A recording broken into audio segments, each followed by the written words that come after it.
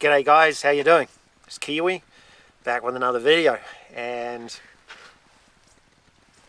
I love this. I absolutely love getting out into nature like this. And that's what this video is about, because in a video a little while ago, and I love having one of these little cigars every once in a while. They're awfully tasty. And when I mean a little while, it's like this little bad boy here.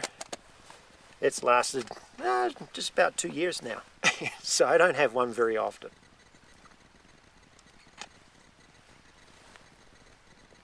Only on special occasions. And when you camp out overnight and you wake up to something like this, to me that's a special occasion. Yeah, it doesn't take much to keep me happy these days.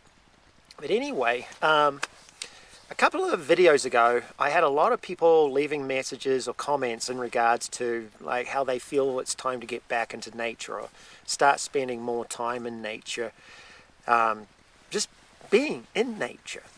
And the people that were leaving those comments, they're actually 100% right. I mean, they are 100% right. I'm not saying they're right because I am doing this. I'm saying they're 100% right because I understand the timeline that we've moved into. I keep on bringing this up. Yeah, I know a lot of you think I'm most probably batshit crazy now. A lot of you think most probably I've lost my mind, which is actually a healthy thing, to be honest with you. But it is about getting back into nature. And it's not about going full-blown off-grid. It's not about, you know, walking away from everything and becoming this wild person in the wilderness or anything like that. It's about balance. And the thing is humanity has gotten incredibly out of balance in regards to how we live. Because at our core, who we are is this. Sincerely. And I mean that 100%. At our core, we are a creature of nature. We are an animal. And when you look at all the other animals on the planet, and you look at how they live and how they can survive and live in unison with their environment, you have to start to kind of question, what's humanity doing wrong, right? Now, I'm no tree hugger. I'm not running out there and grabbing hold of these trees out here and going, oh, I love you, tree. I'm going to save you. Because if you're here right now and you're looking at these trees, you can see that the majority of the trees here are black because there's a raging fire that went through this area many years ago. So nature is very brutal. There's no doubt about that.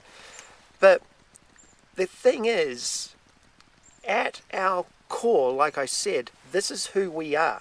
This is us. This just happens.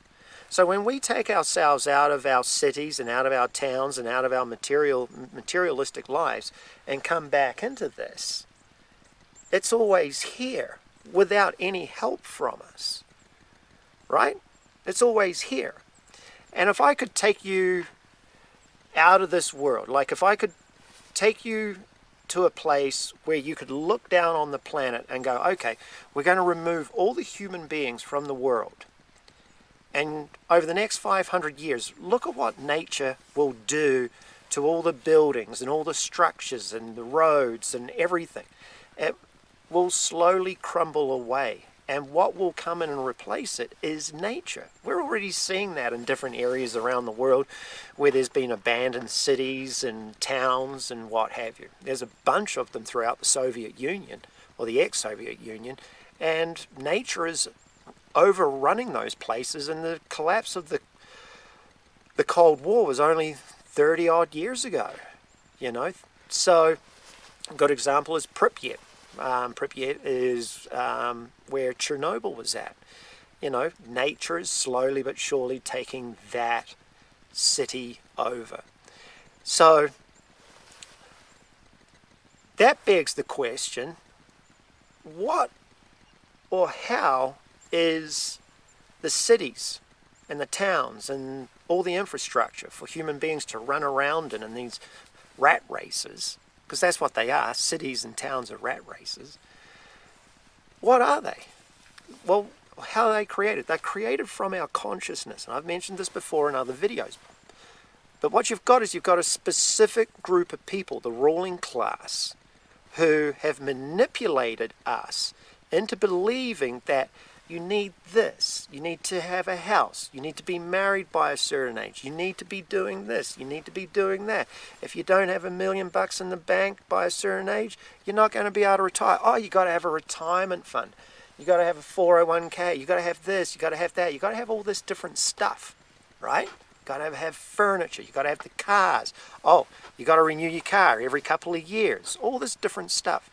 They've brainwashed people into believing that if you don't have the latest and greatest stuff, you're a loser. If you don't have the latest and greatest stuff, if you don't look this way, you don't act this way, if you're not following this trend, if you're not doing this, you're not doing that, you're a loser. You're a failure. You're a zero in society. Well, I'd hate to think what they think of me because I have nothing outside of my Ford F-150 and a little camper on the back of it to go into nature and chill out in. I'm a problem to them because I haven't followed the dogma of society, right? And if you talk to the right people, they will actually tell you that we, as in them, are using us to build the world in their image. Not your image, not that person's image, not my image, but in their image. So they have brainwashed people and manipulated people's consciousness to build the world in their image so they can keep their lifestyles up. So this brings into play another group of people, and that's the World Economic Forum and other, obviously, think tanks that advise other organizations that funnel money through to politicians to pay them off to fill you full of the lies and the BS. And those same people own the media corporations and everything like that to also brainwash you into believing that life should be a certain way. It's a fact. So, I actually have an acquaintance who attends Davos, and he will straight up tell you that all Davos is about is coming up with ideas and plans so the supposed elite can carry on living their malignantly narcissistic lifestyles. But they can only do that with our help.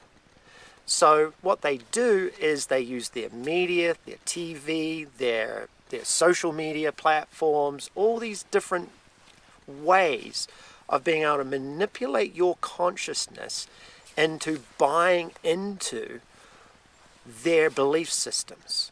And by manipulating your consciousness, you help create the world, the rat races, the cities, all that sort of stuff.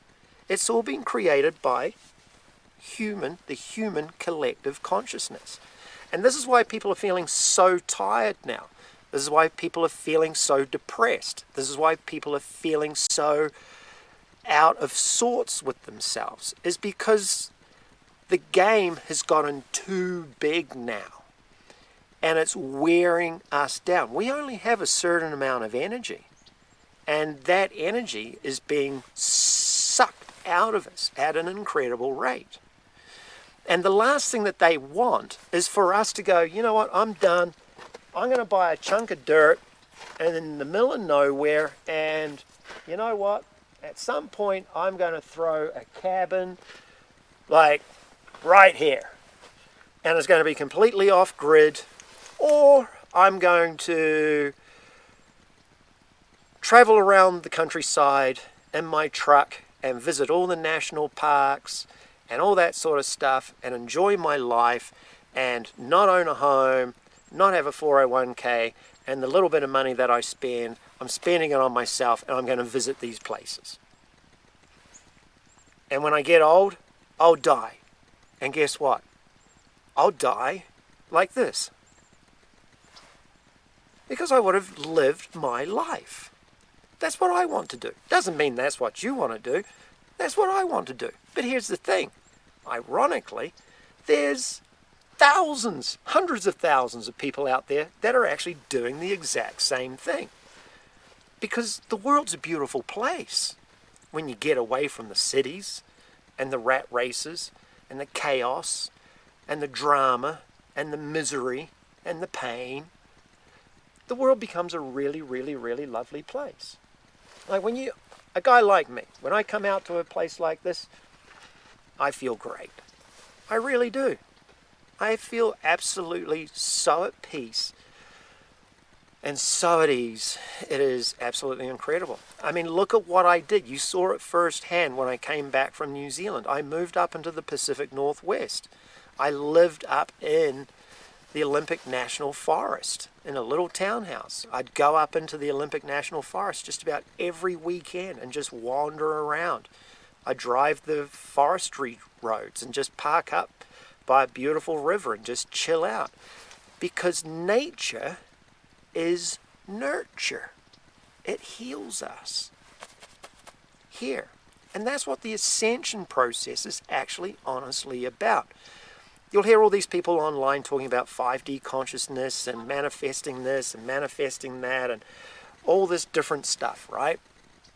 But the ascension process isn't about having these lofty ideals of moving into 5D consciousness or leaving this world into a whole nother realm, or the planet's going to split or anything like that. The ascension process, sincerely, is actually taking a step back and another step back and another step back. The ascension process is about going back forwards, because sometimes we have to go backwards to move forward, and becoming more in balance with ourselves. There's so many people that believe that a higher consciousness is going to bring all this abundance in their lives, and it's the furthest from the truth. Because when you understand how the elites manipulate our consciousness, they're lowering our vibration rate down, right down into our root chakra, which is around our genitalia area. And that's the base, the most lowest energy out. It's an animalistic energy. It's not a high consciousness energy. It's a real low energy. So that's what they did through feminism and the sexual revolution. They lowered a whole generation's consciousness, and that generation is the boomer generation. You know, that's some of the most low energy people you could ever possibly come across. But the reality of it is that it's about taking a step back. And when you start spending a little bit more time in nature, you don't have to spend time like this. You don't have to be this extreme or go this far out. You can take a simple walk on the beach. Just take your shoes off and stand on the grass for a little bit. Just ground yourself to Mother Nature, to the Mother Earth, to the nurture of the Mother Planet or the Mother Disk or whatever you think it is. And actually start getting back in touch with that stuff. You know, that's why you're seeing more and more people just living minimalistic lives. They still have a home, but they have a lot less stuff. You know, they're not buying a car every 10 years. Or, sorry, they're not buying a car every 3 years. They're making the cars that they own work. You know, the younger generation are actually starting to, or some of the younger generation are starting to get it. You know, my daughter and her husband live an extremely minimalistic life. They make a boatload of money. Oh my God, they work in the digital world, and it's like they're doing phenomenally well for themselves. However, they've got this balance going on in their world now, and there's so many people that are actually checking out of this overly materialistic life because they're exhausted. Their energy is drained. They're tired. And it's like you ask them, why are you so tired? Why are you so drained? And a lot of people can't answer that. Like I have friends that are just like, oh my God, dude, I'm absolutely so beat to, like on work, me and the wife, oh God, we're haggard.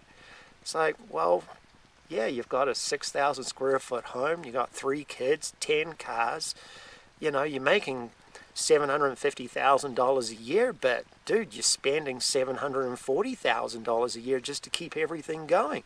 Yeah, that takes a huge amount of energy. That takes a huge amount of your consciousness. So when you start to actually step back, when you step back and you step back, and you release the energy starts to lift up inside of you. You start to feel this energy moving. It takes a while. It took me 40 years to finally figure out that this is what I should be doing, because this is what I wanted to be doing when I was 16. It finally clicked with me when I was living up in the Pacific Northwest. So, yeah, for all those people that left those comments about, you know what, I think it's time that I'm going to start spending a little bit more time in nature. I'm going to start stepping back a little bit, or I'm going to start doing this. They're 100% right, because that is the timeline that we are living in. It's about taking that step back, because like my daughter used to say when she was a little girl, back forwards. When you go backwards, sometimes you've got to go backwards, or you think you're going backwards, to actually move forward in life. It's like an old spiritual teaching. Doesn't matter if you make a choice or you don't make a choice. You've still chosen. So there's no wrong choice. So you might think going backwards. You might think selling your home. You might think getting rid of a whole bunch of whatever it is, material items, commercial, but whatever it is that is draining you, exhausting you. You might change your job. You might switch your life up in some way, shape, or form, because you're so exhausted. You're like, I'm going to make some changes. And because of the societal norms, you're going to feel like you're making the wrong choice, or you're going to feel precious or something like that. Over time, you'll start to feel that freedom. You'll start to feel that peace.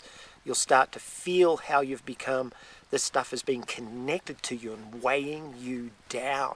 So much of this stuff that we have around us today is just an absolute massive shackle to us. And it's not healthy either in any way, shape, or form. So that's the video. If you've got any questions or you want to comment, feel free to leave them in the comments section below. And I'll have another video out soon. Talk to you then. And again, thank you for listening. Cheers, guys. Bye.